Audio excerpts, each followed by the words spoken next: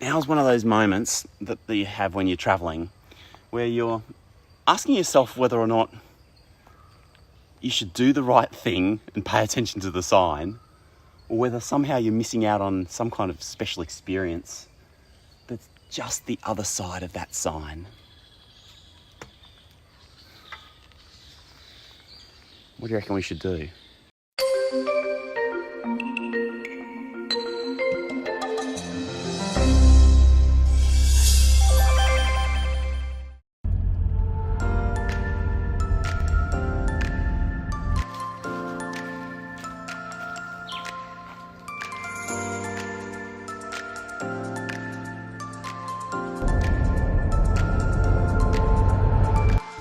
Hey, good morning. Thanks for joining me. Morning Walk, episode 98. Still in Darwin on this amazing trip around Australia. And this morning, I've sort of come out to like a park here in the suburbs of Darwin called the Holmes Jungle Nature Park. Just gonna like take a bit of a walk. Before I got out of the car, I was really careful to put on like an absolute ton of like insect repellent, because this season up here in Darwin is like midge season. And if you don't know what midges are, they're like these absolutely minuscule little flying creatures. And when they bite you, it's like just not very fun. So made sure I put heaps of that on, because the other day I didn't do that when I went for a run and got absolutely torn to shreds. So hope you got your insect repellent on. Let's go and have a bit of a walk. Well, this season in Darwin is what they call the build-up. And I started, hang on a second, I'll get back to the build-up. This is interesting. This looks like giant stinging tree. Maybe it's not actually a giant stinging tree, because I can't see the cilia, the hairs on the back side of it. But in the tropics in Australia, you get this plant which grows like a regular tree. I don't think it is. And it's got these fine hairs on the underside of it, and it's excruciatingly painful if you rub up against this bloody thing, you know. And the trick is actually, if you do rub against it and you get these like little fine hairs stuck in your skin, is that you should actually get some like masking tape and put some tape over where the hairs went in, and then you rip the hairs out. And not just the hairs of the plant, but also your own hairs. Fortunately, it didn't look like giant stinging tree. Oh, anyway, the build-up. So, like, obviously here in the top end, we've got the wet season and the dry season. Dry season is basically when it stops raining, and the wet season is when it rains a lot. But at the end of the dry season, you have the build-up, which is basically when the humidity starts increasing quite a lot. And, you know, the wet season is coming. It's not yet there. And we pulled into Darwin maybe about a week ago, and it was still hot, but really dry, you know, very, very low humidity. But in the last 3 days, it's actually started getting really quite humid. Like noticeably, it's gone from 10% humidity to 80% humidity. Today, driving out of our caravan park, I just got a shock.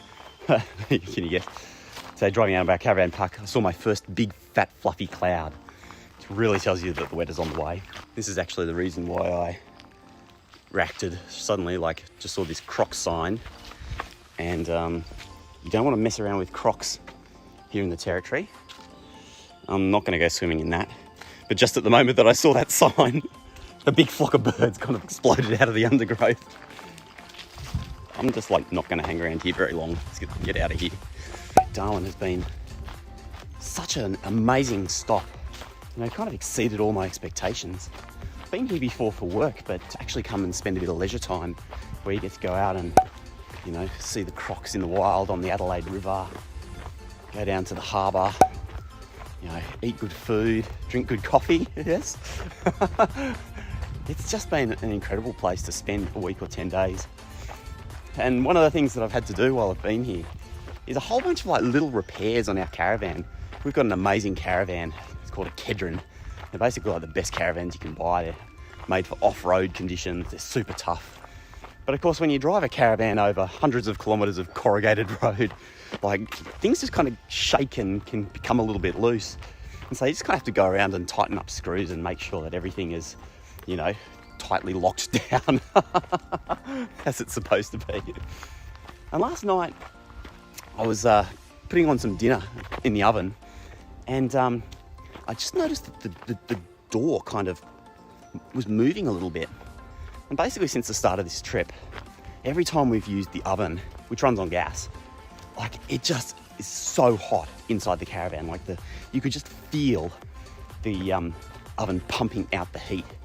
And I never actually stopped to kind of investigate if it was normal or not. It didn't seem normal because, you know, ovens should be hot.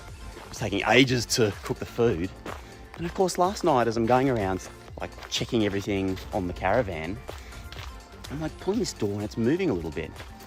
And I literally reached it down and noticed that this one freaking bolt at the bottom of the oven, just with all of the driving we've done, has come just a tiny little bit loose. And as a result, the door wasn't closing properly. And because the door wasn't closing properly, the food wasn't cooking properly, and the caravan was getting super hot with all of the heat that should have been cooking the food. And so I tightened it up. I think it was such a good lesson, because how often do we just see something that doesn't look quite right and we don't do anything about it? We just kind of ignore it. It's every day. It's at home, it's in the workplace, it's with our friendships. Stuff that just doesn't look right, and so we just ignore it because we don't want to have to potentially solve a problem. But to some extent, I think that's kind of wrong. I think like we should always be looking out for things that we can solve, easy challenges and problems that we can fix. And if we find those things, we should fix them straight away, because nobody else is going to do it for us. So you might as well do it yourself. And so today, whatever you're getting up to, when you have that moment and you're like, that's weird, doesn't seem quite right. Like, don't ignore that feeling. Actually go and solve the problem. Whether it's like tightening up a bolt on an oven, or, you know, it's a strange email that you get from someone, or a funny reaction that you get from a friend about something, and you're kind of like, they're not normally like that. Like, ask why. Ask yourself why that might be the case. And then try to do something about it. Because the world gets better and we get better when we actually like address our problems. So don't ignore them. That's what I got to say. Now's one of those moments that you have when you're traveling where you're asking yourself whether or not you should do the right thing and pay attention to the sign, or whether somehow you're missing out on some kind of special experience that's just the other side of that sign. What do you reckon we should do? Do you want to go?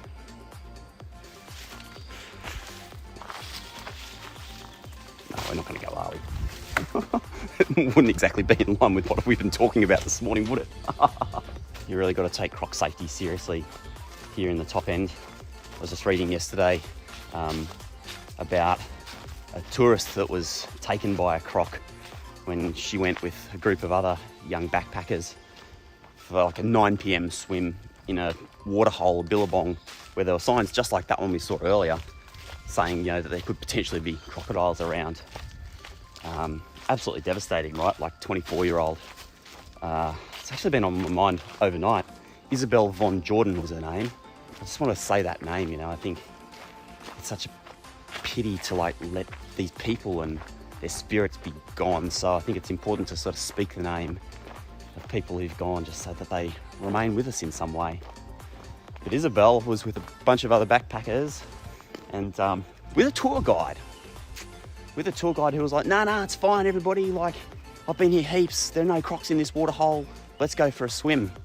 And they all went for a swim at 9 p.m. and 10 p.m. at night. And yeah, she was taken by a croc, which is, I mean, it does my head in.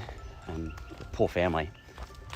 And I kind of wonder if in that whole group of backpackers, if there wasn't one person in that group who had that like feeling like, this doesn't seem like such a good idea, you know, like maybe we shouldn't do this. But then you've got this guide who's like, no, we should do this. Like we should, it's totally fine, everybody. Ignore all the crocodile warning signs. Like it's totally fine to go swimming. one person maybe had that feeling that this was a problem, and like, you know, no victim shaming here at all, because it was a horrendous thing and they were led astray by somebody who should have known better. But how would you live with that feeling that it was in your mind and you didn't say something? So I'm not blaming them for that event having taken place, but how for them, they would have known that they'd had that hesitation and they hadn't spoken up. That's the thing, right? If you see a problem, like, speak up about it. Or if you see a problem, fix it if you can. Because if you don't, like, sometimes the consequences are crazy.